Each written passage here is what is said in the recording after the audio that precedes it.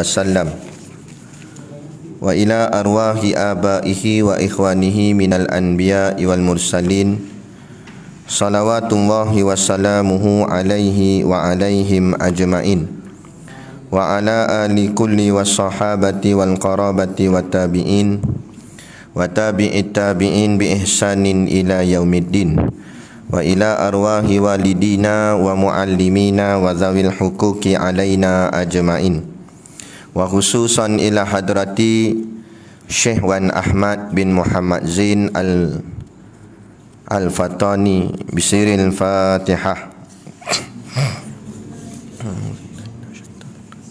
Bismillahirrahmanirrahim. Alhamdulillahirabbil alamin. Maliki yaumiddin. Iyyaka nasta'in. Shiratal ladzina an'amta ghairil maghdubi 'alaihim.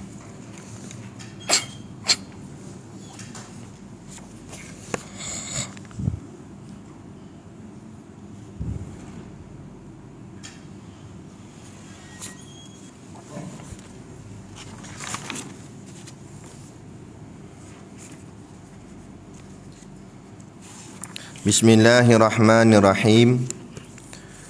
Alhamdulillahilladzi anzala ala abdihil kitaba wa lam yaj'al lahu iwaja.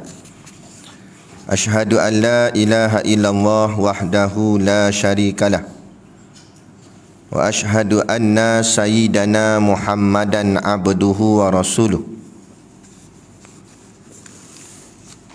Allahumma salli wa sallim ala sayyidina Muhammad wa ala alihi wa ashabihi wa tabi'ina lahum bi ihsanin ila yaumiddin. Subhanaka la ilma lana illa ma 'allamtana innaka antal alimul hakim. Rabbi shrah li sadri wa yassir li amri wahlul 'uqdatam min lisani yafqahu qawli. Wala haula wala quwwata illa billahil aliyil azim. Amma ba'. Alhamdulillah, kita sama-sama panjatkan syukur kehadiratillah subhanahu wa ta'ala yang dengan limpah dan kurnianya diizin oleh Allah subhanahu wa ta'ala pada kita pada malam ini untuk sama-sama kita mempelajari ilmu agama Allah dengan kitab kita iaitulah Faridatul Faraid. Moga-moga dengan pengajian ini akan menambahkan lagi keimanan dan keyakinan kita kepada Allah Subhanahu wa taala. Seterusnya kita diizinkan Allah Subhanahu wa taala untuk ditempatkan di dalam syurganya nanti di hari akhirat kelak, insya-Allah. Amin ya rabbal alamin. Yang saya hormati pengerusi surau dan seluruh saf kepimpinannya, para imam, para bilal, tok-tok syiak yang tak dapat kita nak sebutkan namanya satu persatu, yang amat-amat disanjungi para asatizah, alim-alim ulama, tuan-tuan guru, ustaz ataupun ustazah yang hadir pada malam ini, mohonlah ditegur kepada hamba yang fakir dalam bidang ilmu ini.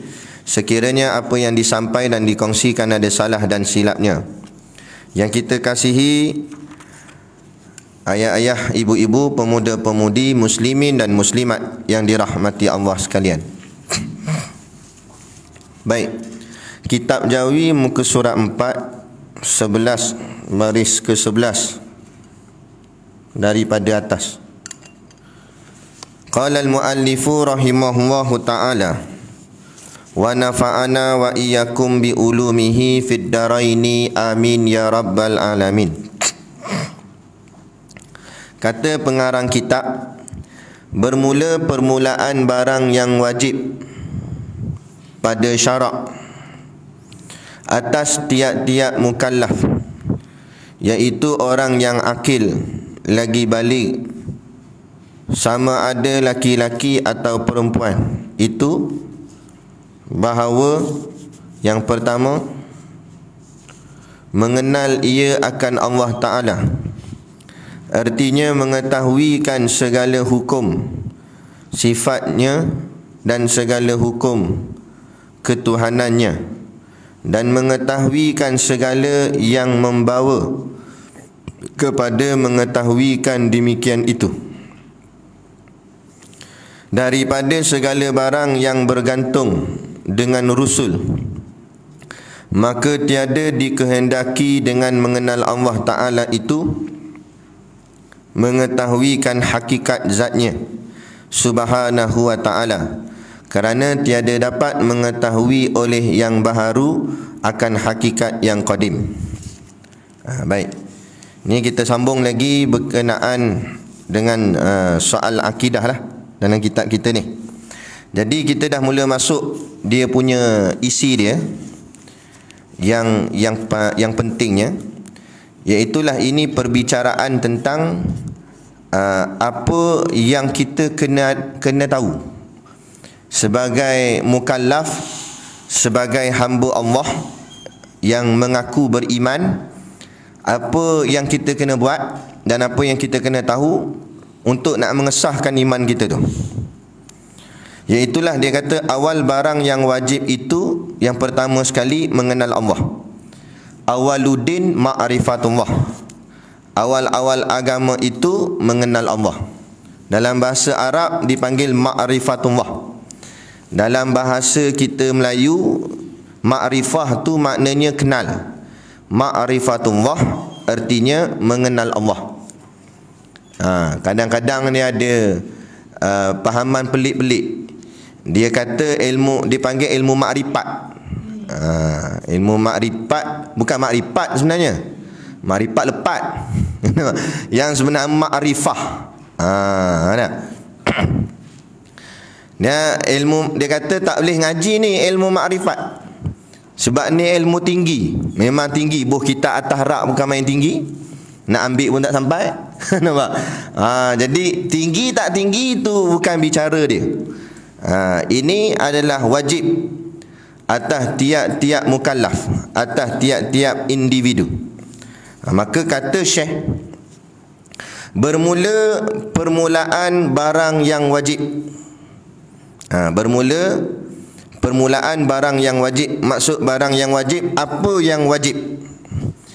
Maka dia kata dalam syarahnya, maka sebelum daripada bahawa mendatang oleh syarak yang menyuruhkan kita di atas lidah Nabi yang dikuatkan dengan mukjizat, dengan ini mengiktikad tiada taklif yang melazimkan beriman dengan dia. Oleh demikian itu dimaafkan daripada ahlul fitrah. Baik. Apa nama, bagi orang yang dia ni lahir sebelum sebelum lahirnya Nabi. Orang yang lahir sebelum lahirnya Nabi kita Nabi Muhammad SAW, kemudian Nabi Isa pun dah tak ada. Nabi Isa wafat, lepas tu tak ada Nabi masa tu. Sampailah akhirnya Nabi Muhammad pula lahir. Maka tempoh tu ulama namakan dia, dipanggil waktu fitrah ataupun zaman fatrah. Dia panggil zaman fatrah ni makna zaman tak ada Nabi. Masa zaman tak ada Nabi tu, ulama berpegang bahawa mereka ini dipanggil ahlul fitrah. Ahlul fitrah ni maknanya tak dikenakan atas dia kesalahan, dosa pahala. Sebagai contoh, orang tanya kepada Baba El Sepanjang, ulama Patani, ayah dan ibu Nabi ke mana arah? Syurga atau neraka? Sebabnya Nabi lahir dalam perut mak lagi, ayah dah tak ada. Jadi bila pula ayahnya dengar dakwah daripada Nabi? Begitu juga mak Nabi. Nabi usia budak lagi, baby, baru nak membesar, maknya pula meninggal. Jadi bila masa tu Nabi pun tak dilantik lagi jadi Nabi dan Rasul. Jadi macam mana dakwah tu tak sampai waktu tu. Maknanya Islam pun belum ada lagi waktu tu. Jadi orang tanya Baba S panjang. Baba S kata mak dan ayah Nabi masuk syurga. Dalilnya kerana zaman tu zaman fatrah. Yakni zaman fatrah maknanya zaman yang belum datangnya Islam. Jadi zaman yang Allah maafkan, dan kita kena berpegang bahawa mak dan ayah Nabi itu tidak melakukan perkara-perkara yang tak elok. Tak ada sembah berhala dan sebagainya, sebab Allah jaga. Kan, manakan mungkin lahir daripada zuriat yang tak elok, sedangkan nak lahirkan tu Nabi. Yang nak dilahirkan tu Nabi. Jadi ayah Nabi bukan penyembah berhala ataupun mak Nabi. Jadi waktu tu belum ada syariat Islam lagi. Jadi waktu tu dipanggil zaman fatrah ataupun ahlul fitrah nama dia. Seperti mana firman Allah Ta'ala, wa ma kunna mu'adzibina hatta nab'atha rasula. Suratul Isra ayat 15, maksudnya, dan tidaklah kami mengazabkan sesiapa pun sebelum kami mengutuskan seorang rasul. Itu dalil dia. Maknanya Allah takkan azab orang yang tidak ada orang yang tak ada rasul bersama dia. Maknanya rasul belum diutus, maka orang tu tak akan kena azab. Ini yang dipanggil ahlul fitrah. Tapi kita bukan ahlul fitrah. Jadi jawab pula, kita pun tak ada rasul waktu ni. Walaupun kita dah tak ada rasul, memanglah Nabi tak ada dah, Nabi wafat dah. Tapi apa yang Nabi tinggalkan masih lagi ada. Dan sebab itulah Nabi sebut dalam hadis, innal ulama'a warasatul anbiya'i. Maknanya sesungguhnya ulama aku itu adalah pewaris aku. Maknanya yang nak ganti tempat Nabi ni ulama. Jadi tinggal lagi kita ikut ulama. Jadi tak ada alasan lah, kita zaman fitrah ke ni tak ada Nabi, apa fitrahnya? Quran ada je melambak ke depan ni, kat kedai kitab ada jual, apa tak baca kan? Ulama pula melambak mengajar, rata-rata tempat kuliah kan, sampai sangkut-sangkut lah Roblox pergi mengajar. Nampak? Lepas tu tuan-tuan kena beli barang banyak sikit ni. Sebab payah nak sampai kan? Baik. Tu nak cerita dia. Maknanya kata kita bukan zaman fitrah lah, tapi zaman sebelum Nabi lahir, masa tu fitrah. Jadi jangan berpegang kepada pahaman pelik-pelik. Sebab ada golongan yang sesat, dia kata ayah Nabi masuk neraka. Allah, astagfirullahaladzim. Kan? Jangan cakap gitu. Kan? Nak kata pakcik Nabi Abu Talib, Abu Talib ni ayah Saidina Ali. Kan? Lepas ayah mak Nabi tak ada, atuk Nabi jaga. Atuk Nabi pula meninggal. Lepas atuk Nabi meninggal, pakcik Nabi jaga. Ini namanya Abu Talib, ayah pada Saidina Ali. Kan? Ada riwayat kata sampai kesudah Abu Talib tak mengucap. Walaupun begitu pada zahirnya, kan, tapi pesanan guru kami, nasihat guru-guru kami, dia kata jangan sesekali kita kata pakcik Nabi pun masuk neraka. Tak boleh cakap gitu. Sebab apa? Sebab dalam ramai-ramai keluarga Nabi, antaranya Nabi sangat sayang juga kepada Abu Talib ni. Sangat sayang. Masa ceritanya, masa dia nak wafat dah, Nabi datang, Nabi ajar mengucap, Nabi kata masuklah Islam. Ni peluang terakhir ni. Kan? Abu Talib masa tu nak mengucap dah. Abu Lahab datang. Tak senonoh ni. Datang pula dia. Jadi dia datang, dia pun pujuk. Kamu nak tinggalkan agama nenek moyang kamu? Dengar gitu, tak bunyi mulut dia mengucap kalimah syahadah. Daripada kisah itulah orang kata dia tak mengucap pun dua kalimah syahadah. Walaupun begitu, kata guru kami, jangan cakap dia masuk neraka. Sebab apa? Sebab Nabi terlampau kasih. Bila Nabi terlampau kasih, kita cakap pakcik Nabi masuk neraka, andai kata laukana bainana, andai kata Nabi ada dengan kita, Nabi duduk depan kita ni sebagai contoh, lepas tu kita kata pakcik Nabi pun masuk neraka, agak-agak kita buat Nabi sedih ke tidak? Kita akan buat Nabi sedih. Sebab tu pakcik yang Nabi sayang, kita cakap gitu buat Nabi sedih. Dan kalau kita ni buat Nabi sedih, tak ke kita ni derhaka pada Nabi? Kalau kita buat Nabi sedih, adakah layak kita boleh nak mendapat syafaatnya Nabi? Jadi makna kata menjaga hati. Jangan kata adapun syurga ke neraka itu urusan Allah, bukan urusan kita. Duk sibuk nak kata orang tu masuk neraka, dah kata silap kita pula yang masuk. Jadi tak payah sibukkan orang lah. Kita yang nak kena tengok amalan kita macam mana, bawa kita ke syurga ke bawa ke neraka. Orang lain amalan orang lain lah, pandai-pandai dia lah. Dia gitu. Jadi jangan cakap gitu. Nak baik. Jadi dia kata kami mana tadi?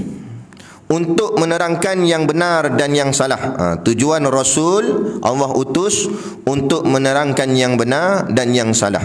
Apa yang betul, apa yang tak betul. Jadi sebenarnya betul ke tak betul tu, hakikat sebenar semua betul. Tak ada yang salah pun, sebab semuanya Allah yang buat, semuanya Allah yang cipta. Habis betul tak betul ni, atau betul atau salah ni, Allah yang tetapkan. Kalau Allah tetapkan tu betul, maka betul lah. Allah tetapkan tu salah, maka salah lah. Maka betul salah inilah dipanggil syariat.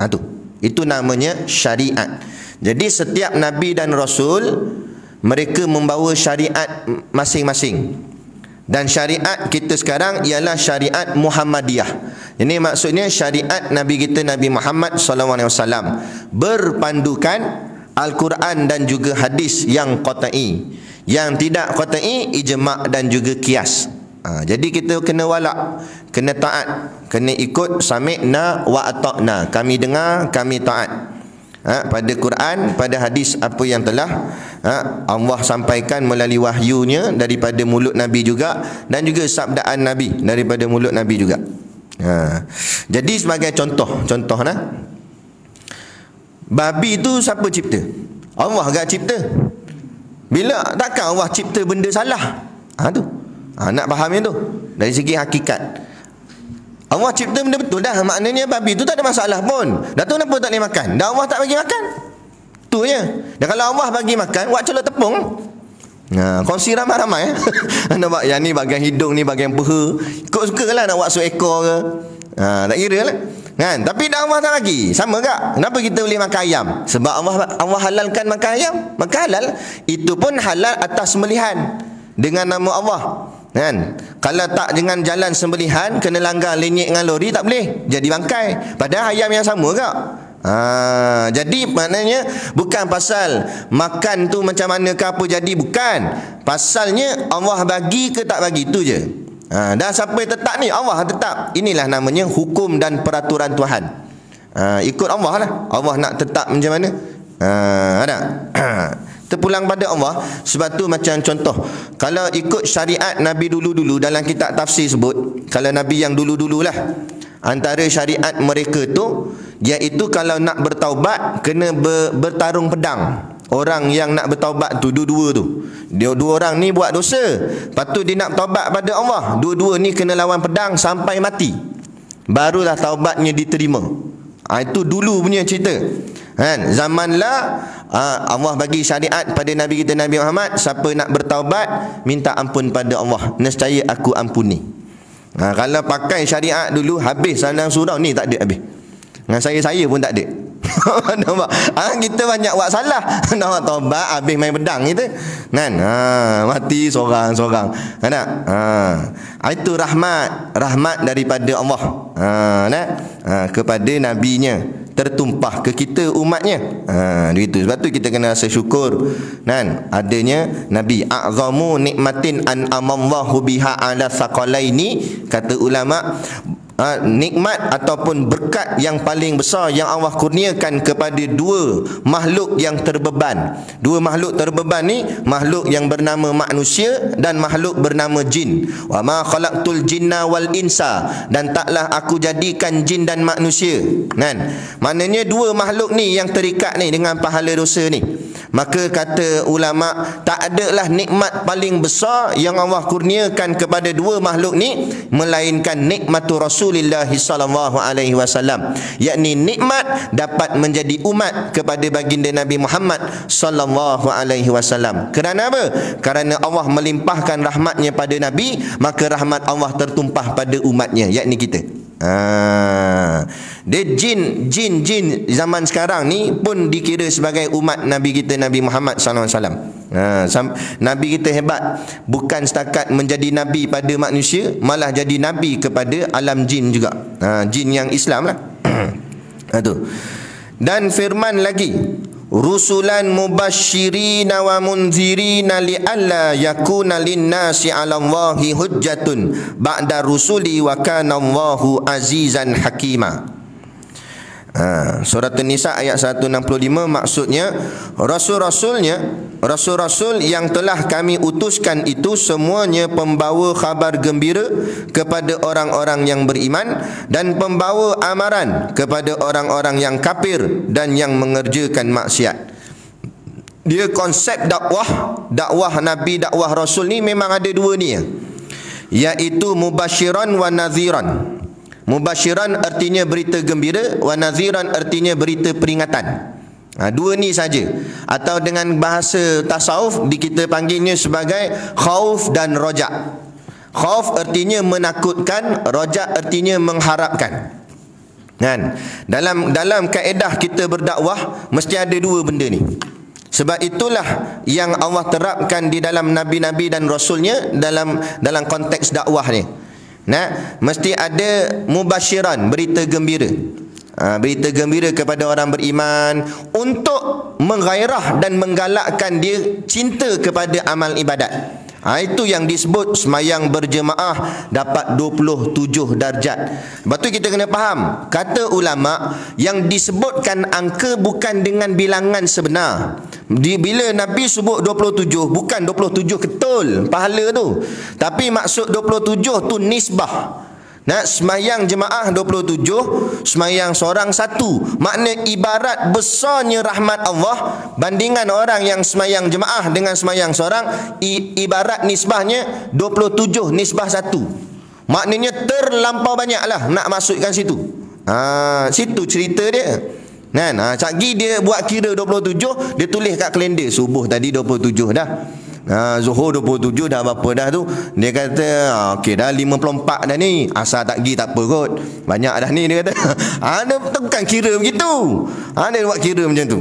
Lepas tu esok tak datang tu, semayang pun tak. Dia kata banyak dah, seminggu dah dapat 27, dia kata.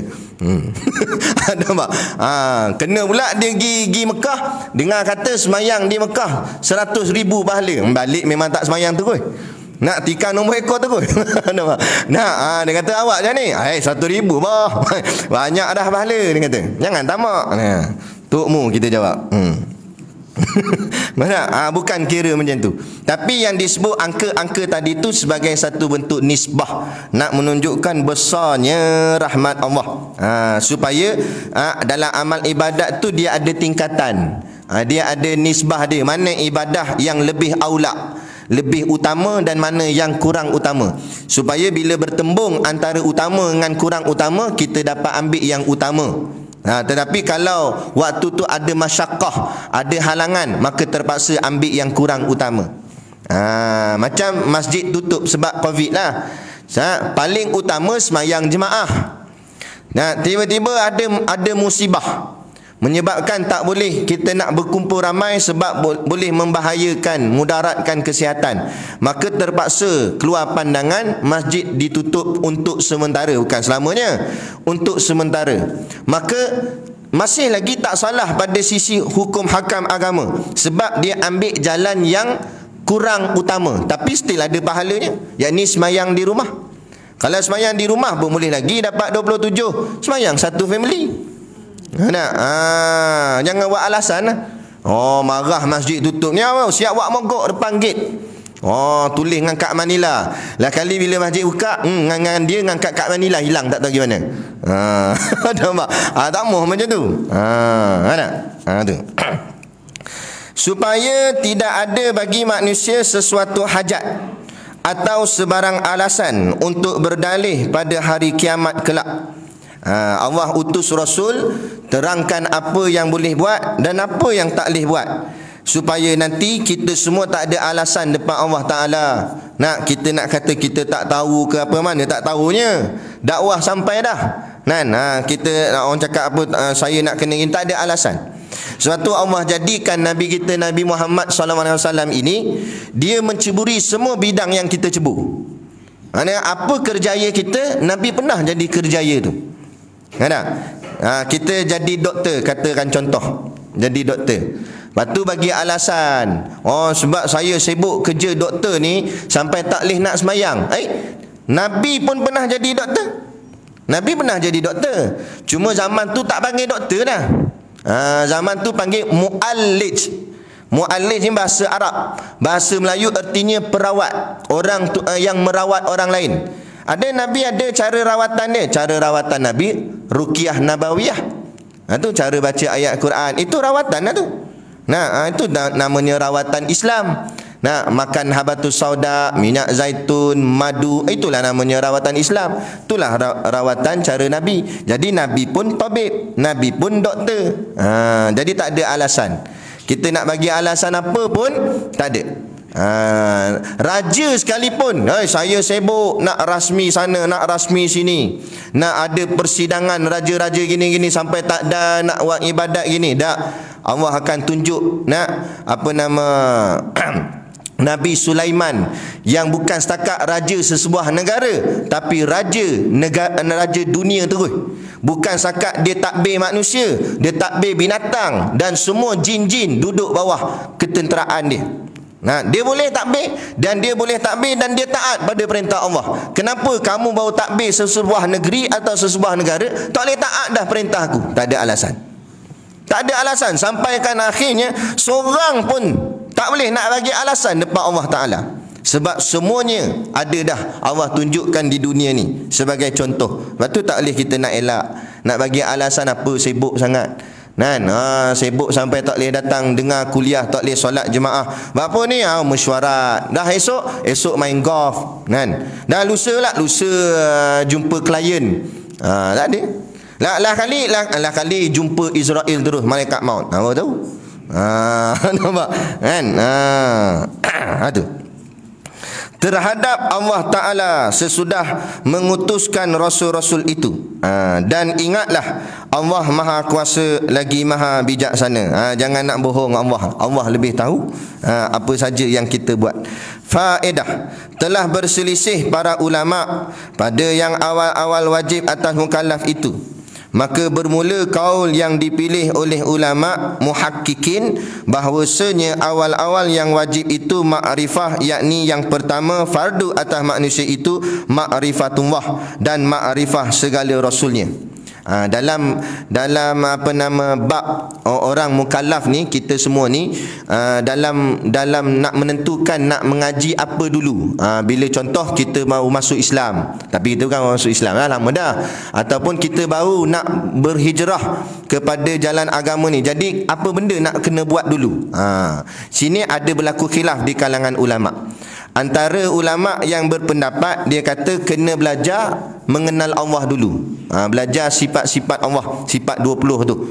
Dan kemudian lepas dah alim, dah boleh tahulah, bukan alim mana pun, tapi tahulah sedikit tentang sifat Allah, beralih pula mengaji tentang sifat-sifat Rasul. Ini pendapat ulama muhakkikin, ulama-ulama tauhid dan juga ulama-ulama tasawuf. Kata Ibnu Al-Qayyim rahimahullahu ta'ala, dan wajib atas ibu bapanya bahawa adalah awal-awal barang yang diperdengarkan akan kanak-kanak itu makrifatullah. Ni seorang ulama namanya Ibnul Qayyim. Dia kata wajib atas ibu bapa. Bila wajib sini maknanya buat ni dapat pahala, tak buat dapat dosa mak bapak. Dosa apa ni? Kalau tak memperdengarkan pada anak-anaknya akan ilmu ma'rifatullah. Tak ajar anak kita mengenal Allah, dosa. Bukan kecil, besar. Dosa besar. Malah ada ulama yang sedikit syadid dia punya pandangan. Syadid ni maknanya keras. Ada ulama yang pandangan dia keras, siapa yang jahil daripada mengenal Allah Ta'ala, maka setiap saatnya berdosa. Setiap saat. Seminit je 60 saat, 60 kali dosa. Tu seminit baru. Dah 24 jam, dah setahun, dah 10 tahun, 20 tahun, hidup kat 60 tahun.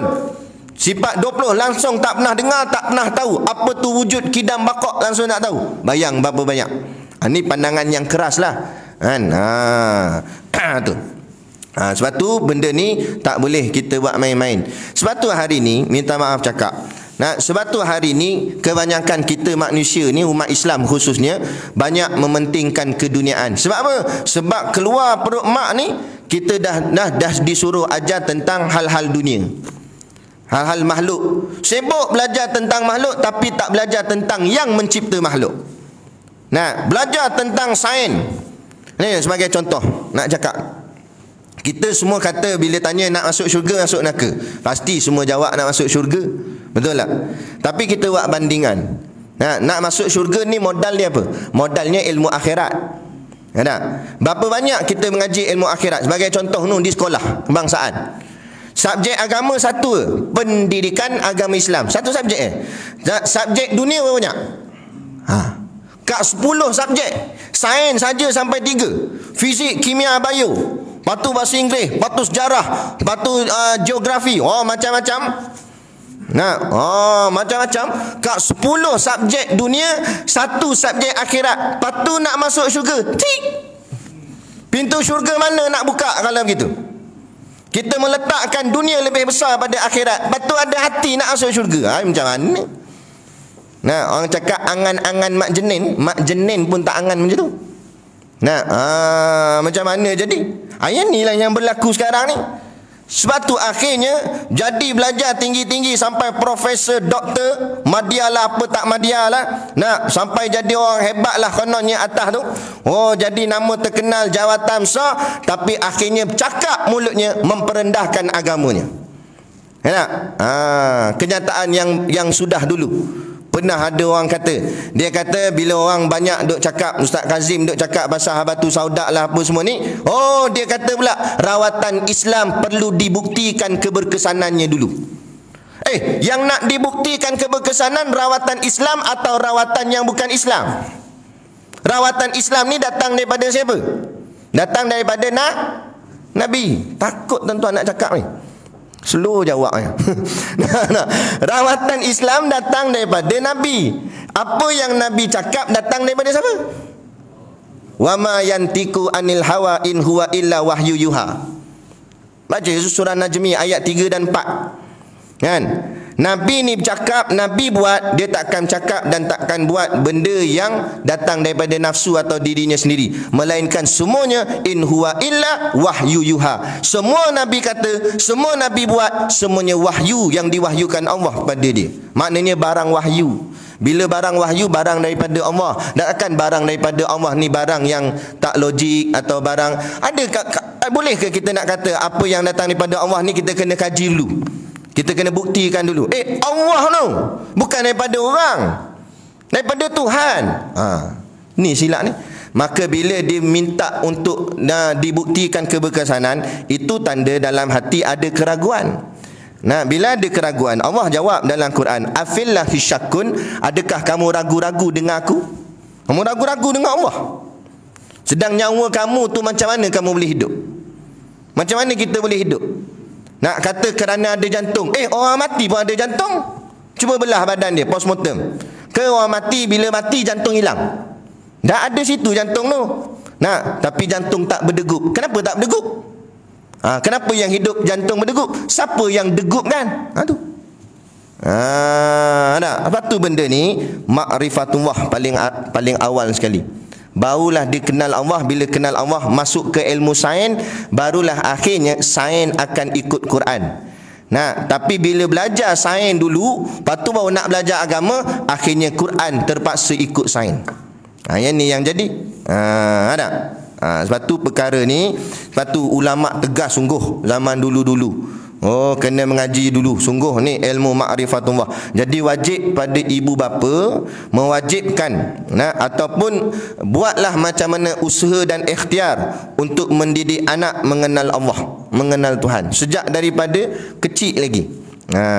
Sebab tu konsep yang saya nampak lah, InsyaAllah kalau kita cuba buat, moga-moga berkesan. Pada peringkat sekolah rendah, hantarlah anak dulu mengaji sekolah tahfiz ke dan sebagainya, mengaji sekolah agama. Tak apa, tak ada masalah. Bukan nak penting sangat pun masa kecil tu dia nak belajar bab-bab lain. Biar belajar ni, masuk Quran dulu. Bila Quran dah masuk, hati dia dah cerah, hati dia dah terang. So habis dalam 4, 5, 6 tahun ke, katalah habislah 6 tahun. Lama sangat 6 tahun. Daripada darjah 1 sampailah darjah 6 dia duduk sekolah tahfiz. Sekolah menengah boleh dah masuk ni sekolah kebangsaan balik untuk dia nak belajar pula ilmu duniawi. Nah, untuk belajar pula ilmu matematik ke apa ke, tak apalah. Nah, kalau yang susah Quran tu susah dia boleh dapat, apatah lagi setakat ilmu dunia ni sebenarnya tak susah mana pun. Quran tu lagi susah. Apa tak susah? 6,236 ayat Quran dalam kepala. Tak ingat senang. 6,236 ayat dia boleh hafal dalam kepala. Kita 6 ayat pun payah dah. Dia gitu. Nah, sebab tu ulama kata orang yang hafal Quran ni telah diangkat oleh Allah akan dia itu menjadi wali. Cuma dipanggil wali sugra, wali kecil. Wali tak wali macam mana? 6,236 ayat dalam kepala. 30 juzuk Quran dalam kepala tu. Quran seketul tu ada dalam kepala dia. Tu. Nah, tapi kita tak pandang yang tu, nak pandang apa yang tu sebab mana ada nilai ekonomi. Hari ni buat apa pun pandang ekonomi, keuntungan dunia. Dan kalau hafal Quran banyak-banyak nak buat apa Ustaz? Ingat 6,236 ayat tu boleh dapat satu ayat RM1 kata. Kalau boleh dapat satu ayat RM1 boleh tahan enggak RM6,236? Dia kata. Ni orang pandang nilai duniawi lah. Tak apalah, silakanlah bayang nilai duniawi tu. So kita mati pun dia bawa dunia, bukan bawa akhirat. Sebab tu kata guru kami, Tok Guru Siddiq Noh, zaman lah ni, zaman akhir zaman dah. Nabi SAW pernah bersabda. Nabi kata bu'istu ana wasa'ah kahataini. Aku diutus dan jarak antara aku dan hari kiamat itu kahataini. Nabi buat isyarat dua jari begini. Maknanya nak menunjukkan dekatnya. Sebab tu kata ulama, tanda kiamat yang pertama, tanda nak berlakunya kiamat yang pertama, iaitu lahirnya Nabi Muhammad SAW. Kerana Nabi Muhammad itu sendiri adalah umat akhir zaman. Itulah tandanya. Nah, sekarang ni tanda tu Nabi pun dah tak ada. Bukan sakat lahir dah, wafat dah pun. Maknanya terlampau dekat sangat dah. Tiba-tiba duk sibuk kalut anak kita nak kerja apa. Duk kalut lagi lah. Kita kena ni, anak kita esok nak kerja apa. Tak payah sibuk lah nak kerja apa. Kerja berlambak-lambak sebenarnya. Tak kerja dengan orang, kerja sendiri. Walau jual burger pun kerja kat, rezeki halal dah, apa susah. Cuma kalau bila dalam mentaliti nak kemewahan, tu yang jadi kita terikat dengan dunia, jadi hamba kepada dunia. Tengok orang beli kereta baru, nak gak kereta baru, tu yang pulun sampai buat overtime tengah malam, kuliah maghrib tak dapat nak duduk, tak pernah nampak batang hidung di masjid surau. Tahu-tahu mati dah. Orang pun bawa usung jenazah ke masjid. Tanya siapa dia ni? Dia ada ni, duduk dalam kampung kita ni. Oh lah, baru mati. Ingat mati lah mudah, kata. Sebab tak nampak lah mudah, dia kata. Ilaha illallah, dia kata. Sampai tak peduli. Bukan salah ke kerja tu, memang kita perlu cari juga duit, perlu cari dunia sebab kita hidup atas dunia. Tapi sampai melebih sangat, seolah-olah macam nak duduk kat dunia ni, tak nak balik dah ke syurga tu. Ingat, kampung halaman kita syurga, dunia bukan tempat kita. Dunia ni tempat asing bagi kita. Ni bukan tempat kita, asal kita syurga. Dunia ni tempat singgah aja. Bila tempat singgah, berlebih kurang sudahlah. Berlebih kurang sudahlah. Rumah kita tu, rata-rata saya boleh kata 99% daripada kita semua ni, kebanyakannya kita semua ni, rumah kita lebih besar daripada rumah baginda Nabi SAW. Betul tak betul? Termasuk rumah saya pun. Tak ke kita rasa malu kepada Nabi? Apa lagi yang kata tak puas lagi, tak cukup lagi? Cukup dah tu. Ada bilik air, ada tempat makan, ada ruang tamu. Nabi dulu itulah semuanya. Tempat tidur pun situ, tempat untuk nak sambut tamu situ kan? Rumah Nabi kecil rumah kita selesa sangat dah. Terlebih selesa. Tak puas hati lagi nak banglo pula sebiji. Itu namanya sifat tamak. Itu yang disebut oleh Nabi, penyakit umat aku akhir zaman, hubbud dunya wa karahiyatul maut. Cinta dunia dan benci kepada kematian. Maksud benci pada kematian, dia tak buat persediaan untuk menghadapi kematian dia. Sibuk dengan dunia dia.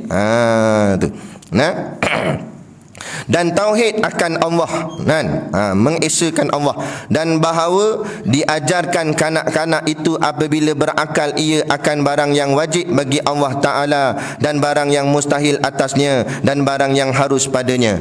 Bila anak tu dah mula berakal sempurna, maknanya dah matang lah, dah pandai fikir mana baik mana tak baik, makna dah akil balik, maka wajib atas ibu bapa didik anak itu apa yang wajib bagi Allah, apa yang mustahil bagi Allah, dan apa yang harus bagi Allah. Yang wajib bagi Allah ada 20, yang mustahil bagi Allah ada 20 juga, dan yang harus bagi Allah ada 1.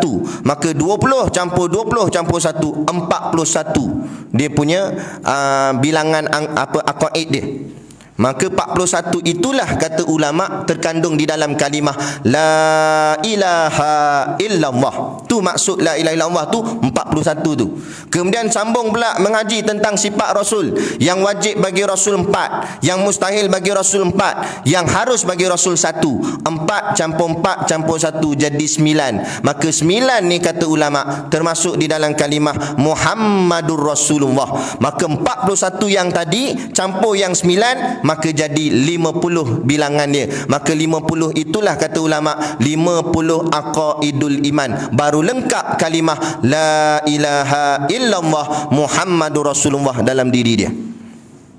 Tapi bila benda ni tak ada tu, tengok hari ni senang-senang nak murtad. Hindu nak murtadkan orang Islam. Senang hari ni. Hari ni cabut agama ni macam cabut baju ke. Mudah-mudah tanggal macam tu je. Kan?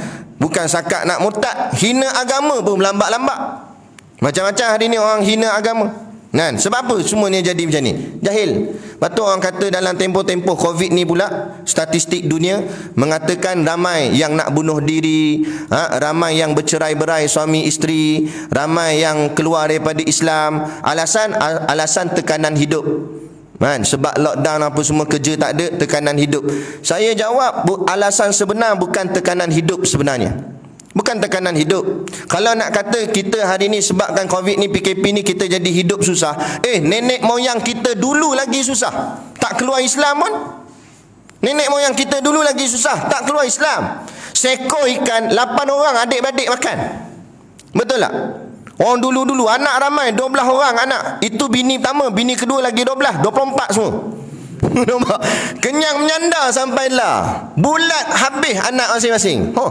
Padahal nenek moyang kita dulu bukan kerja general manager, bukan gaji besar, kerja toreh ketah ya. Orang dulu. Dan kalau nak kira susah, susah dulu lagi. Tapi elok.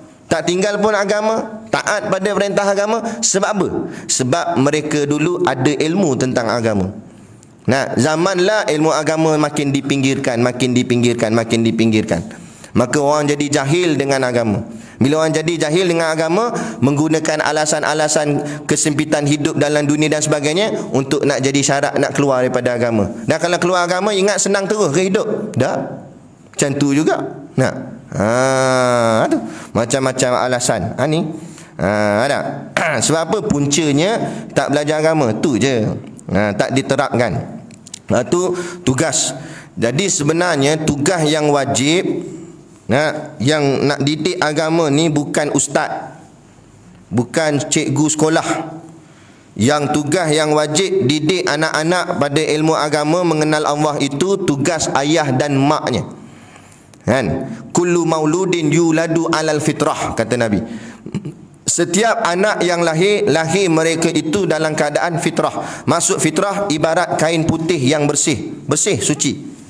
Kan? Sebab tu budak kalau mati kecil sebelum akil balik, mereka terus masuk syurga. Sebab mereka ni ahli fitrah. Tak ada dosa apa lagi. Walaupun sekalipun budak tu minum arak. Tok guru kami buat contoh. Budak-budak pasti 3 orang balik daripada pasti, mak tak datang ambil balik sendiri. Nah, budak pasti dah pandai dah jalan sendiri. Dalam taman je pun dia baliklah 3 orang. Tiba-tiba ada lori kasbek accident. Terbalik habis botol kasbek. Datang budak ni, dia tak tahu apa benda. Apa ni dia kata. Air kok kot, ambil seorang satu. Nampak? 3 orang tu nama Abu, Ali, Kasim, contohlah. Dah. Dan minum tiga-tiga. Minum mabuk. Nampak? Nah, mak budak lagi minum setin pun mabuk dah. Mabuk, Abu balik rumah Kasim, Kasim balik rumah Ali. Dah salah rumah balik. Mabuk. Nah, dosa tak dosa. Sebab budak lagi tak sampai umur balik. Tak payah kata minum 1 tin, 1 lori dia minum. Tak dosa lagi. Tapi bapak dia minum setitik je, dosa terus. Sebab bapak sudah balik. Sebab tu kita kena faham. Itu yang dipanggil fitrah. Budak bawah umur, yang belum mukallaf lagi. Tapi kalau dah mukallaf, maka jatuh dah pahala dosa atas dia. Maka wajib kita kena didik dia tentang hal-hal agama. Sekiranya kita tak ada mendidik dia, maka kita yang dipertanggungjawabkan dosa pahala tu. Ada. Jadi bukan guru. Guru ni ikhtiar. Ikhtiar kita nak didik tak pandai, kita pun hantar ke guru. Hantar ke sekolah agama dan sebagainya. Tapi ingat, tak boleh lepas terus. Tak boleh lepas tu. Banyak orang buat lepas terus. Hantar anak sekolah agama, lepas tu buat tak peduli dah. Pandailah dia belajar dengan ustaz dia. Tak boleh. Dia kena pastikan anak dia betul-betul belajar sana. Balik dia kena tanya, apa yang kamu dapat dari sana? Belajar apa yang kamu dah faham tentang agama. Sebab kalau anak dia tak faham agama, bukan ustaz tu yang kena, bapak yang kena, mak yang kena. Sebab ni Nabi sebut, kullu mauludin yuladu alal fitrah fa abawahu, maka kedua ibu bapanya lah yuhawidani, jadikan anaknya Yahudi ke, yunassirani, atau jadikan anak dia Nasrani ke, yumajjisani, atau jadikan anak dia orang Majusi. Maka maknanya Nabi sebut fa abawahu, itu artinya mak bapaknya lah yang nak menentukan agama anaknya, agama Yahudi ke, Nasrani ke, atau Majusi ke. Maknanya Nabi nak maksudkan mak bapak dia lah yang nak menentukan corak hidup anak dia dalam beragama. Lepas tu bukan lagi masa kita nak fikir anak kita nak kerja apa. Kerja berlambak tuan-tuan, apa yang nak risaukan? Cuma kita nak memilih-milih tu yang masalah. Kerjalah pun, nak kerja pun, jual burger pun kerja, dapat gak duit. Halal pun halal, memang tak banyak, tapi rezeki. Lebih baik rezeki walaupun tak dapat banyak, tapi orang cakap apa, Allah menyempurnakan rezeki. Sebab tu Allah itu mencukupkan. Allahul kafi. Allah itulah yang mencukupkan. Walaupun sedikit, tapi bila Allah cukupkan, elok je hidup. Ada orang kadang-kadang kerja jadi guard sekolah, gaji berapa sangat, kat 800 je, tapi elok hidup. Elok hidup. Walaupun kereta-kereta lama ke, tak ada masalah, tapi boleh datang masjid. Ada orang gaji 8,000, sebutir tayar kereta dia pun tak pernah jejak di parking masjid. Macam mana? Bukan mesti dengan dia punya kemewahan dan kekayaan dia boleh menjamin kehidupan akhirat dia. Tak mesti. Yang nak jamin ni, iaitulah dengan Allah Ta'ala.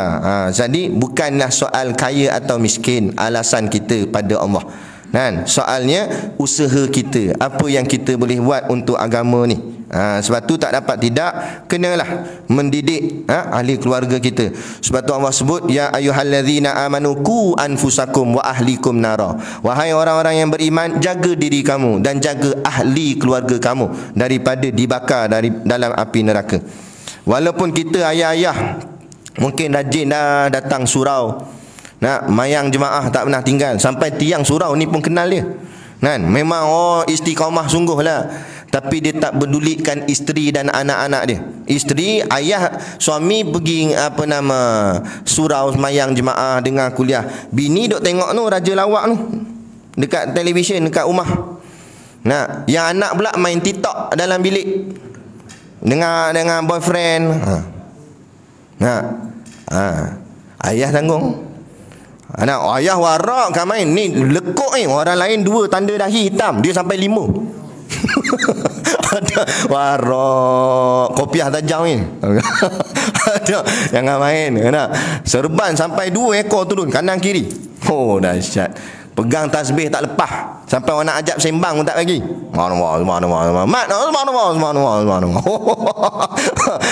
Warak sungguh. Tapi anfusakum wa ahlikum nara, belakang kita ni tanggungjawab kita. Sebab tu kahwin ni bukan nak sonok saja, tanggungjawabnya besar. Batu guru kami pesan, bila akad nikah tu saksi kata sah, sah. Kan? Pun pakat baca doa. Jangan sonok saja, ni senyum sampai telinga seminggu. Oh, senyum. Dah, aku dapat dah. Wek aku, bini aku dah. Bukan sonok saja, nu tanggungjawab. Bini kita selai rambut je terkeluar orang nampak. Kita tanggung suami. Dosa. Tu selai rambut dah, kalau berhelai-helai rambut. Bayang. Nak takkan tudung terus. Nah, nampak habis kulit-kulit apa semua, pakai baju. Ni kadang-kadang pakai baju tapi ketat. Ni banyak orang perempuan pakai seluar jin ketat, habis nampak ponggong-ponggong bentuk. Sampai salah surau kita pergi. Tengok ke dia. Nampak kacau sungguh. Kan? Ni macam-macam hal. Kadang pakai tudung tapi tudung dia tu jenis boleh nampak dalam. Nampak getah rambut warna pink. Dah. Mana sempurna tu? Siapa nak kena ajar semua benda tu? Suami. Dan anak-anak itu ayah. Tu sebab tu itu namanya ketua keluarga. Inni ja'inu fil ardi khalifah. Sesungguhnya aku nak jadikan kamu ni khalifah. Khalifah walaupun kita bukan jadi pemimpin negara. Marah PM kan main marah. Tak pandai urus negara. Dah kita pandai sangat urus keluarga. Lebih kurang kat kita. Sebab tu kita dapat pemimpin yang perangai macam kita tak? Sebab kita yang pilih dia.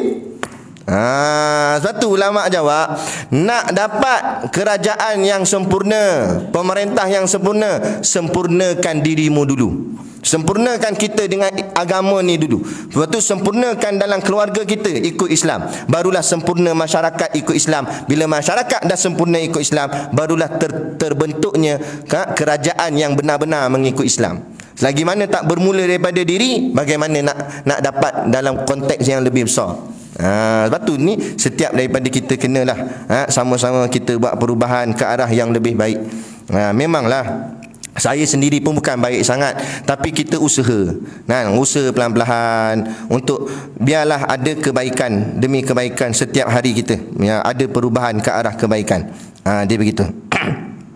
Dan diajarkan pula bahawasanya Nabi Muhammad SAW itu diperanakkan dia di Mekah. Ajar anak-anak kita tentang Nabi. Kan?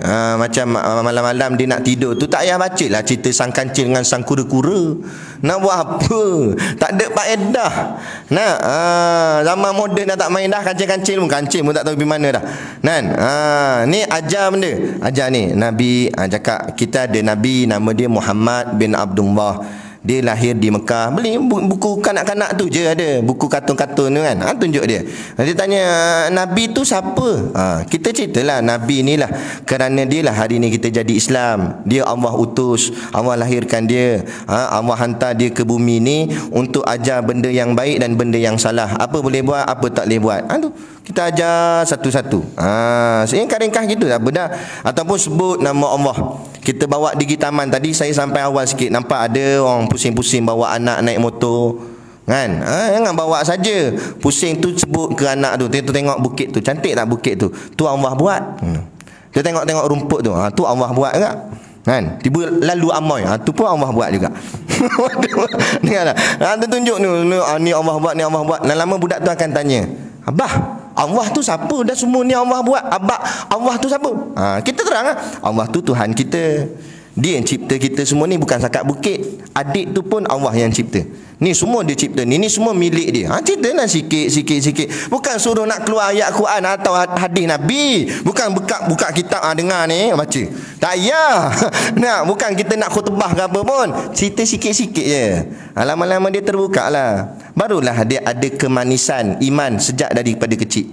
Dan dia akan terasa adanya Tuhan, adanya Allah, adanya Nabi dia Muhammad daripada kecil. Bila dia besar, dia akan cari sendirilah benda tu. Dia nak belajar agama. Tapi bila masa kecil lagi kita dah pupuk dengan K-pop, dengan TikTok, dengan macam-macam hiburan-hiburan dunia sekarang ni. Kan? Ayah pun tengok wrestling, kaki wrestling. Kan?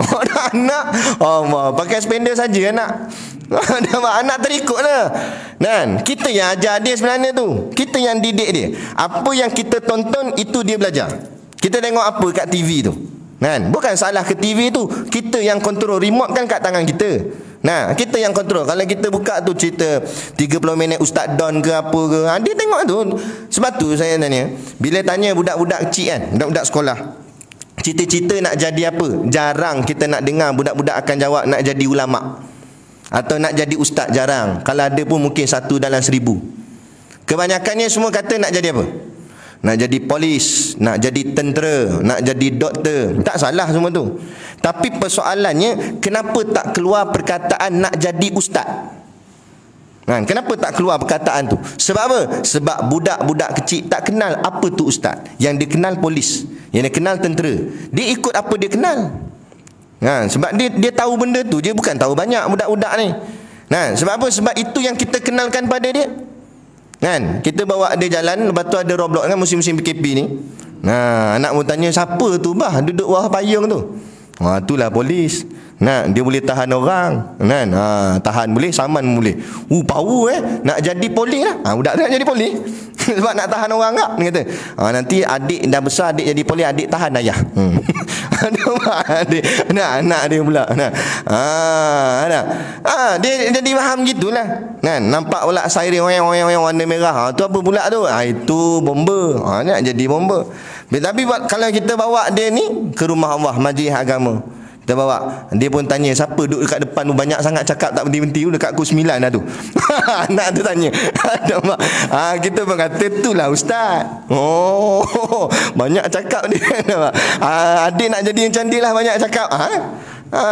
Biar dia kenal. Bila dia kenal, barulah dia orang cakap teringin nak ke arah situ. Ni kita buka dalam TV, pelakon, nyanyi. Tu budak-budak tu nak jadi penyanyi, nak jadi artis. Tu yang budak-budak perempuan dah kecil-kecil dah mula make up dah melentik-lentik. Dia tengok artis dalam tu lawa-lawa. Dia terikut situ. Nak jadi penyanyi lah pun. Dan ni orang dah bukan nak kejar sangat ke pendidikan dah ni. Tak kisah dah, tak masuk U pun tak apa. Janji masuklah Akademi Fantasia ke apa ke. Sebab tengok sekarang ni golongan artis, walaupun tak menang sampai peringkat akhir pun, tengok kaya raya. Orang sekarang nak kaya je. Nak buat apa pun tak apa. Lepas tu ni pun ada geng-geng scammer pula, telefon orang, menipu orang. Ramai ni orang duk buat benda ni. Nipu orang sana, nipu orang sini. Sampai saya pun kena. Dia pakai nama saya. Lepas tu dia mesej pula, kebetulan kawan saya yang duduk dalam pondok yang sama. Kawan tu ustaz tu kawan saya. Dia dapat mesej, kata, Assalamualaikum, ni kenal tak ni? Siapa ni? Saya lah Ustaz Syakir. Saya nak pinjam duit ni 3,000, terdesak urgent ni, boleh tak tolong bank in dekat akaun ni? Tu Syakir. Kebetulan saya duduk dekat situ juga. Bang, dia tanya, dia panggil saya abang. Bang, abang mesej saya ke? Mana dia ni, bukan nombor abang ni. Ni siapa? Tipu. Lepas tu dia pandai main pula. Dia kata, takkan 3,000 je, 30,000 lah saya bagilah. Nak kencing balik padam muka dia. Aduh, sampai habis ni nak nipu orang. Sebab apa? Orang tak fikir dah halal atau haram, yang penting dapat dunianya banyak. Sebab apa jadi macam tu? Sebab dia tak kenal Allah Ta'ala. Dia tak tahu bahawa dia akan mati. Dia tak tahu bahawa nanti dia akan dihadap di depan Allah Ta'ala. Dia tak tahu yang bahawa nanti dia akan ada hari perhitungan amal, yakni hari kiamat. Iqtaraba linnasi hisabuhum wa hum ghafilatin mu'ridun. Allah sebut dalam suratul Anbiya ayat 1. Telah hampir datang kepada manusia hari perhitungan amalnya, tapi wahum ghafil. Kebanyakan mereka itu ghaflah, wahum ghaflan, ghaflatim mu'ridun. Mereka ghaflah, mereka lalai, mereka buat tak kisah, langsung tak ambil peduli tentang akhir zaman, tentang kiamat, hari nak semakin mendekat. Buat tak kisah hanya dia. Yang penting dia hidup sedap, kaya raya. Itu mana kisah. Itu geng ketua skamer tu kena tangkap. Dia bukan kisah, dia duit banyak. Lagi keluar balik. Tu buat lagi, dah pun susah. Tadi saya tengok ada video tu, ketua polis negara pasal isu saman 10,000 tu.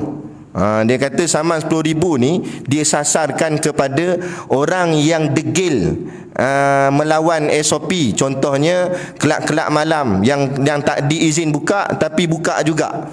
Jadi kalau setakat denda 1,000, depa ni tak orang cakap apa, tak makan saman. Setakat 1,000 senang-senang je dia boleh dapat dalam sehari tu. Sebab dia punya untung puluh-puluh ribu. Jadi dia bayar je. Lepas tu esok buat lagi, tak selesai. Jadi dia naik 10,000. Kan? 10,000 pun tak tahu selesai ke tak. Dia tak boleh selesai dengan duit sebenarnya. Jangan semua benda nak selesai dengan duit. Kembali pada hukum Allah. Kembali pada hukum Allah. Laksana hudud sebagai contoh, potong tangan, takut dah geng pencuri, bubar habis semua persatuan pencuri. Kan? Ada tak boleh potong tangan kan? Barulah. Itu sebab tu hukum Allah itu menakutkan. Bukan nak menyakitkan. Bukan nak bagi orang sakit, tapi nak menakutkan. Bila orang takut, orang tak buat. Orang jadi berani buat ni sebab tak takut. Tu sebab dia. Kan? Sebab apa orang banyak melawan? Sebab dia berani, dia tak takut. Tapi kalau ditakutkan, baru dia tak buat. Tu agama ni tadilah sebut mubasyiran wa nadhiran. Ada berita gembira, berita yang menggairahkan kita untuk buat ibadat, dan ada berita yang menakutkan kita supaya kita dapat meninggalkan maksiat. Tu dia. Dan kemudian cerita pada anak tu tentang Nabi kemudian berpindah ia ke Madinah dan wafat ia di dalam negeri Madinah juga, dan namanya Muhammad, anak Abdullah, anak Abdul Muttalib, anak Hashim. Cerita itu. Baik, itu pendapat yang pertama tentang apa yang perlu awal-awal orang Islam, orang beriman nak belajar apa dulu. Kalau start daripada peringkat budak kan, tu yang pertama, pendapat pertama, belajar ma'rifatullah, kemudian ma'rifatul rasul, makna kenal Allah dan kenal Rasul. Itu pendapat pertama. Pendapat yang kedua kita tangguh kuliah yang akan datang, sebab panjang lagi kan. Kan habis orang marah kan, tengok 4 kali urut dah kaki tadi kan. Lagi bukan urut kaki dah ni, dia baling tu kan, dah ada gurau ya. Jadi cukup sekadar tu pada malam ni. Kuliah akan datang kita akan sambung. Ingatkan saya pendapat yang kedua pula tentang apa kewajipan kita sebagai mukallaf, nak belajar mana dulu. Pendapat pertama tadi, jadi kesimpulan kita malam ni, pendapat pertama kita kena belajar kenal Allah dan kenal Rasul dulu. Itu pendapat ulama muhakkikin. Nanti dia tengok pendapat ulama lain pula, dia nak kata nak kena buat apa dulu. Nanti kita belajar yang tu. Tak apalah, kita belajar pelan-pelan. Ya. Saya nak tahu berapa lama di antara satu nabi dengan satu nabi itu yang dikatakan free agama, apa yang agama macam bapak Nabi Yusuf saya. Ya. Jadi di antara satu nabi dengan nabi itu ada masa berapa lama dia di antara itu satu. Yang keduanya saya mengatakan bahawa Nabi itu dapat membawa Islam, tak ya? Ya.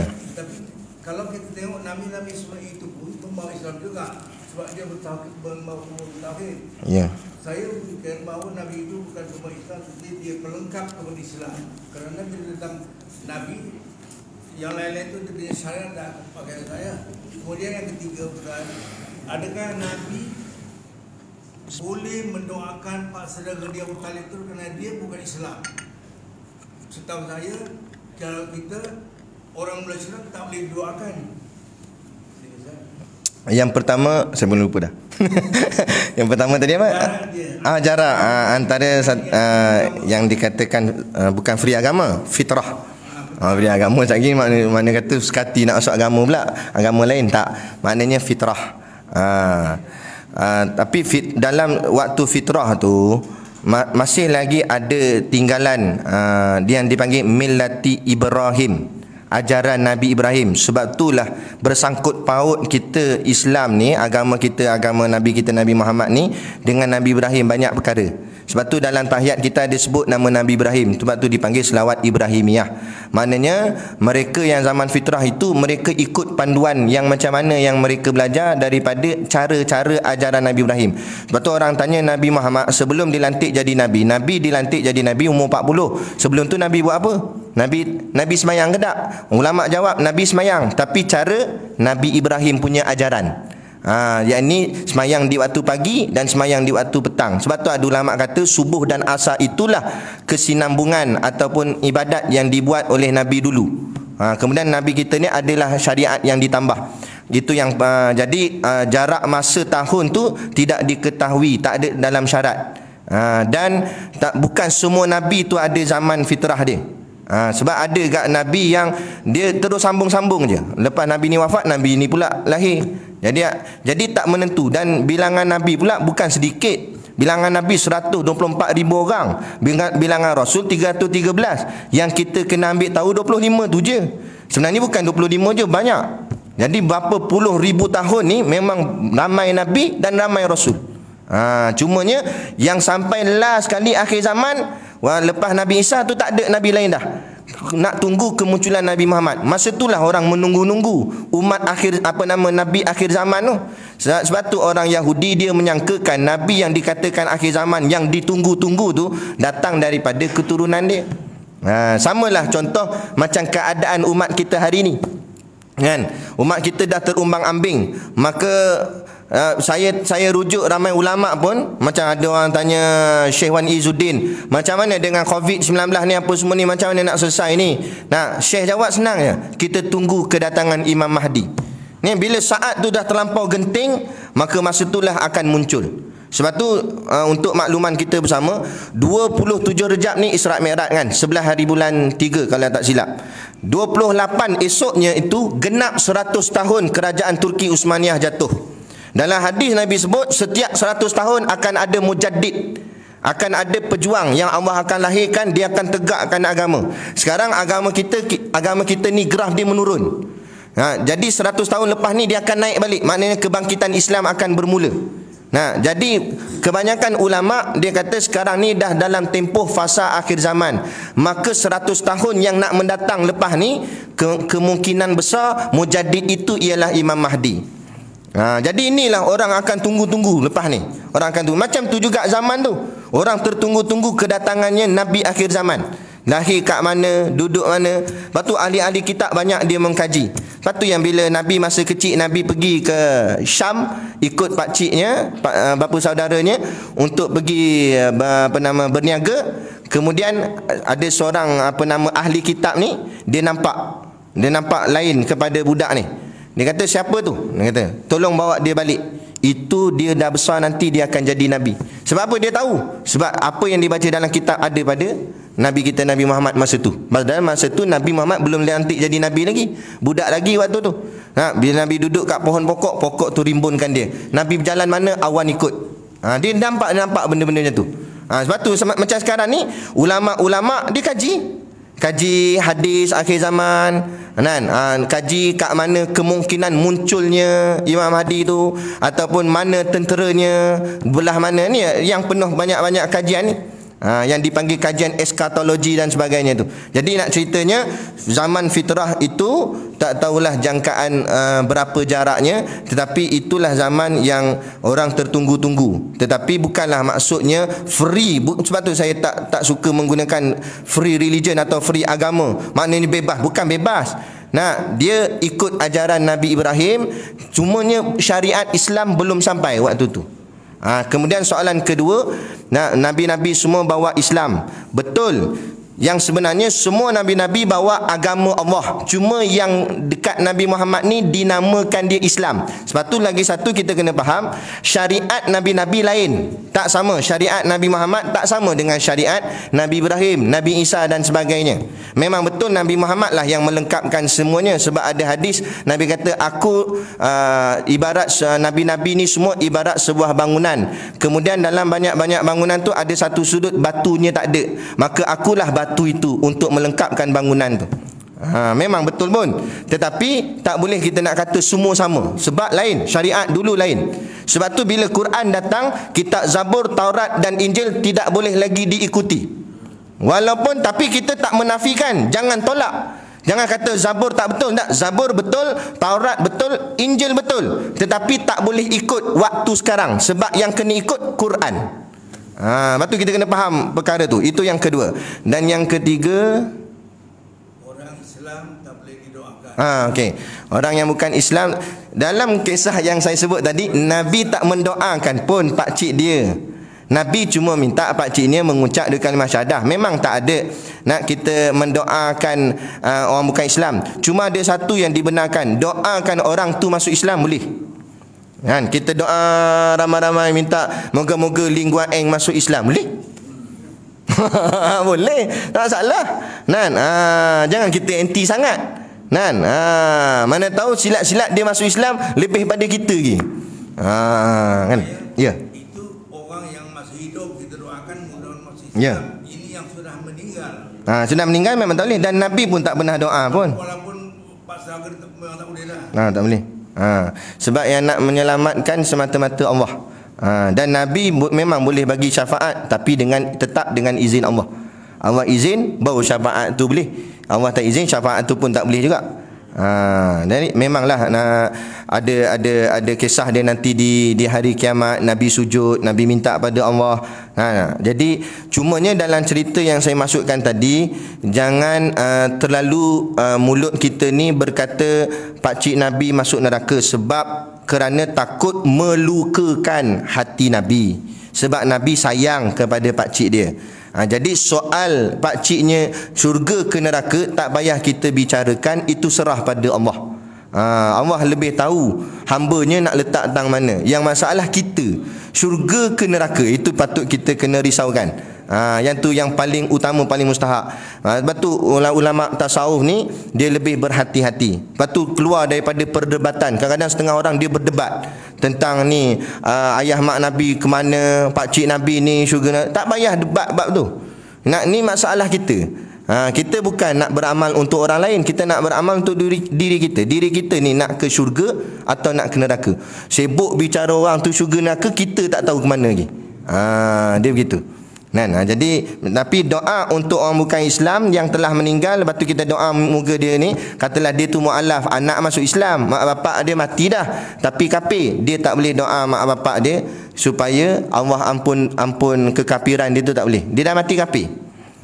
Cumanya ada kupasan ulama, orang tanya, kalau dia mak bapak dia kafir, dia Islam, dia masuk syurga, dia rindu kat mak ayah dia.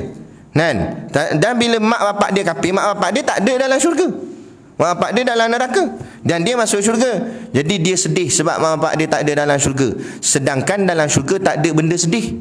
Jadi macam mana? Orang tanya ulama, sampai dalam macam tu orang tanya ulama. Maka ulama kata betul, Allah akan jadikan rupa macam mak ayah dia di syurga untuk menggembirakan dia. Tapi hakikat tu bukan mak ayah dia. Hakikat mak ayah dia tu kena bakar dalam neraka sebab mati kafir. Tapi Allah buat yang serupa. Boleh ke? Boleh lah Allah. Allah boleh buat apa saja. Tak ada yang susah bagi Allah. Tu cerita dia. Dia begitu. Boleh. Jadi dah kat sana. Jadi kalau tak ada soalan, beli belakang tu.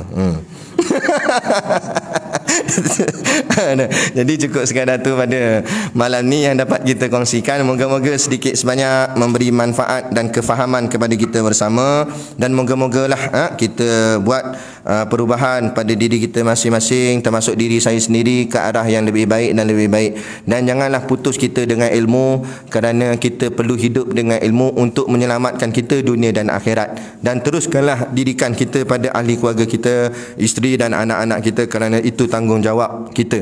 Jadi sebagai apa yang kita belajar pada malam ni, saya mohon maaf sekiranya terkasar bahasa atau mengguris hati mana-mana pihak. Apapun yang kita sampaikan itu untuk memberi kesedaran kepada kita bersama atas orang cakap apa yang kita lalui dalam realiti kehidupan kita ni, supaya kita jadi lebih baik dan lebih baik, insya-Allah.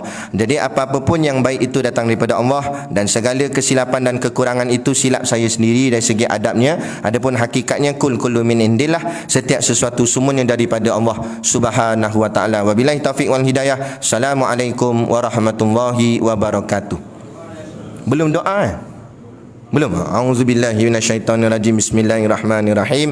Alhamdulillahirabbil alamin, wassalatu wassalamu ala asyrafil anbiya'i wal mursalin sayyidina Muhammad wa ala alihi washabihi ajma'in. Allahumma taqabbal minna salatana wa du'aana innaka antas samiul alim, wa tub alaina innaka antat tawwabur rahim. Allahumma ja'al dinana dinan nabiyyi Muhammadin sallallahu alaihi wasallam, wa islamana islamal muslimin, wa imanana imanal mu'minin, wa salatana salatal khashiin, wa a'malana a'malas salihin, wa niyyata niyatana niyatal mukhlisin, wa dhunubana ya Allah dhunubal mustaghfirin, wa hayatana hayatal ulama, wa mautana bi mauti syuhada, wa dikenal jannata ma'al anbiya'i alaihimus salatu wassalam. Rabbana atina fid dunya hasanah wa fil akhirati hasanah wa qina azaban nar, wa qina azaban nar, wa qina azaban nar. Allahumma barik lana fi Rajabi wa Sya'ban wa balighna Ramadan. Ya Allah, ya Tuhan kami, berkatilah kami di bulan Rajab dan Sya'ban, dan sampaikanlah kami di bulan Ramadan. Wa sallallahu ala khairi khalqihi sayyidina Muhammad wa ala alihi wa sahbihi wasallam. Subhana rabbika rabbil izzati amma yasifun, assalamun ala al-mursalin walhamdulillahi rabbil alamin. Amin ya rabbal alamin. Taqabbalallahu minna wa minkum. Takbir. Allah.